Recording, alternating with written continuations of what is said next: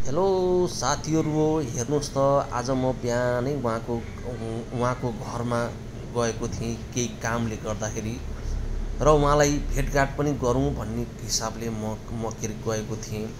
हेर्नुहोस् त उहाँ अहिले यस्तो स्थितिमा हुनुहुँदो रहेछ र उहाँ नेपाली चलचित्रको खलनायक हो, महाखलनायक हो। ठुलो ठुलो सुपरस्टार फिल्महरू उहाँले के अरे बनाउनु भयो। विशेष गरेर उहाँको पिजडा पिजडा फिल्म चाहिँ उहाँले बनाउनु भएको थियो। यस्तो खतरा थियो र अहिले हेर्नुहोस् त यस्तो अवस्थामा हुनुहुन्छ।